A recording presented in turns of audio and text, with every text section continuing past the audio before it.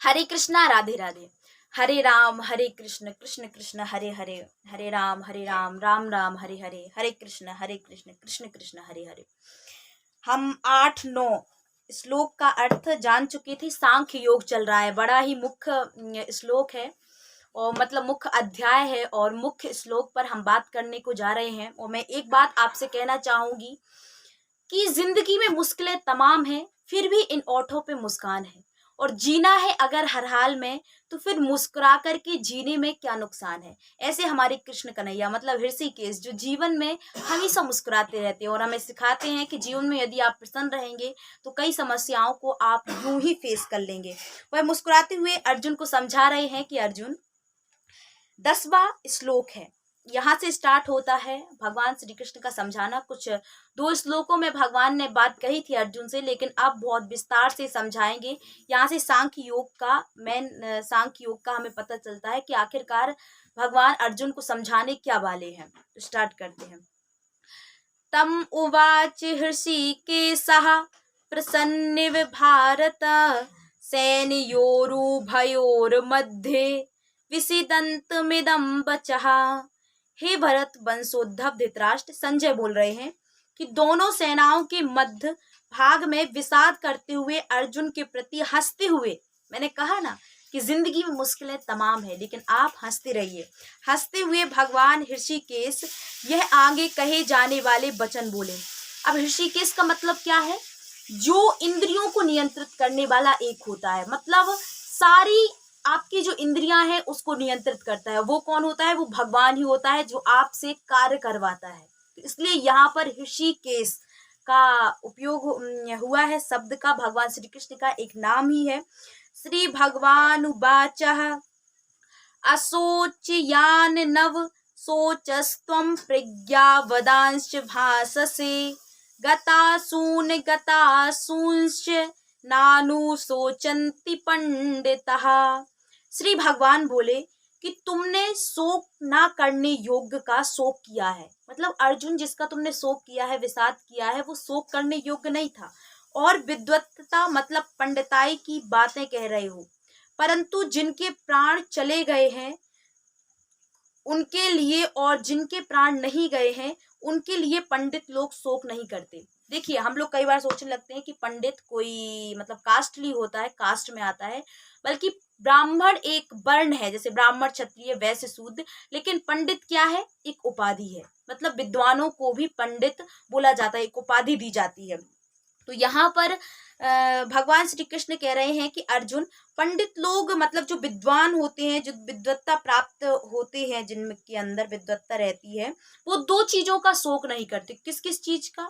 जो प्राण चले गए हैं, मतलब जिनके प्राण चले गए हैं उन लोगों के लिए, और जिनके प्राण हैं उन लोगों के लिए शोक नहीं करते। मतलब कहने का तात्पर्य यह है कि वो कभी भी शोक नहीं करते। तुम बातें तो बड़ी बड़ी कर रहे हो, लेकिन क्या है? तुम शोक कर रहे हो। इसकी व्याख्या है कि इस श्लोक से भगवान शरीर और शरीरी मतलब स्वयं के विवेक का उपदेश आरंभ करते हैं। शरीर क्या है? जो आपको जैसे हमारा शरीर दिख रहा है वो शरीर है। जो हम बोल रहे हैं, जो आत्मा बोल रही है, वो क्या है? शरीरी है।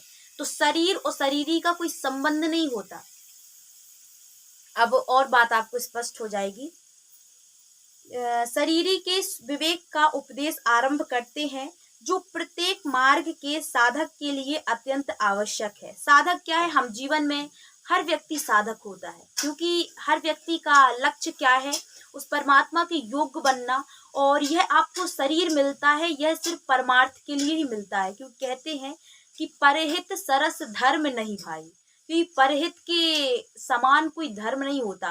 तो यह शरीर आपको सिर्फ कार्य करने के लिए मिला है और स्वयं पर कार्य करने के लिए नहीं। मतलब आप इस शरीर के द्वारा इस देश को, इस समाज को, मतलब अपना कल्याण कैसे कर सकते हो? कल्याण हो सकता है, वो हो सकता है परमार्थ से। शरीर सदा मृत्यु में रहता है और शरीरी सदा अमरता में रहता है। मतलब देखिए, अभी हैं हम, बचपन में थे, छोटे थे, फिर हम बड़े हुए, मतलब हमेशा हमारा शरीर चेंज होता गया।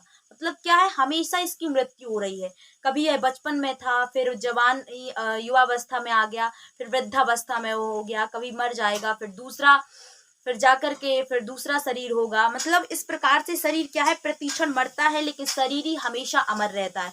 मतलब जो बोल रहे हैं यदि इस शरीर से छूट करके आत्मा जाएगी तो किसी दूसरे शरीर में चली जाएगी, मतलब हमेशा वो अपना कार्य करती रहती है। जैसे ध्रुव जी थे तो 3 जन्मों में उन्होंने तपस्या की थी, लेकिन वो अपनी तपस्या उनकी आधी मतलब 5 वर्ष की रह गई थी। तो फिर इस जन्म में आकर के जब ध्रुव में जन्म लिया, जब ध्रुव जी बने, तो उस जन्म में आकर के उन्होंने क्या है 5 साल की अपनी वो तपस्या पूर्ण की थी। तो आत्माएं क्या है, इस शरीर से यदि वो कार्य नहीं कर पा रही हैं तो फिर आपको दूसरा शरीर दिया जाता है, मतलब कल्याण के लिए ही मिलता है।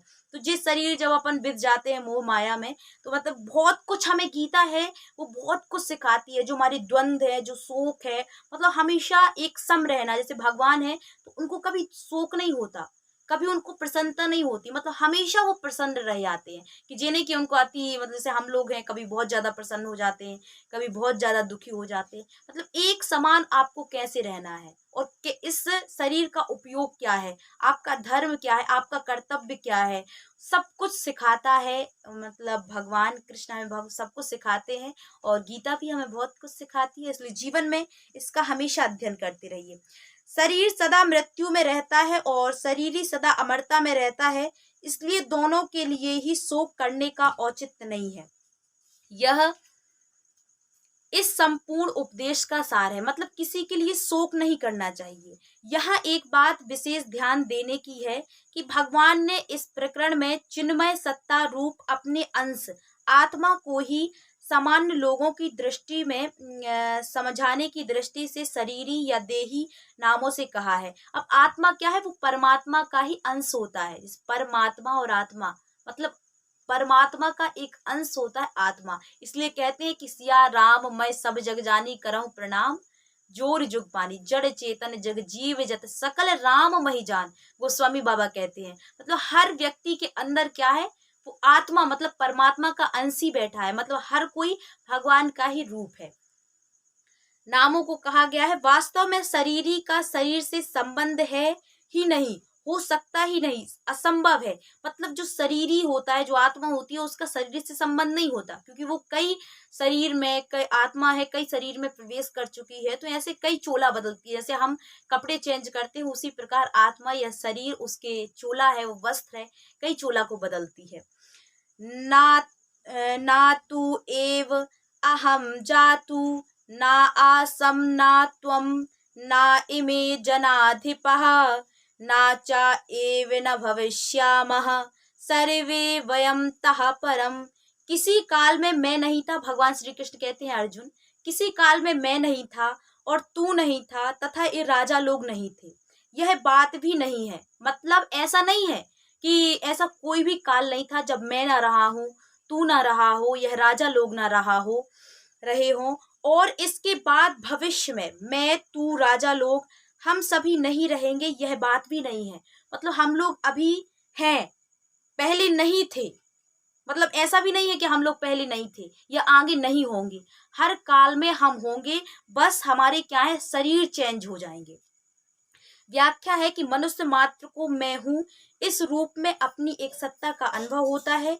इस सत्ता में अहम मैं मिला हुआ है होने से हूँ के रूप में अपनी एक अलग एक देशीय सत्ता अनुभव में आती है। यदि अहम ना रहे तो है के रूप में एक सर्वदेशीय सत्ता की अनुभव में आएगी। यह सर्वदेशीय सत्ता ही प्राणी मात्र का वास्तविक स्वरूप है।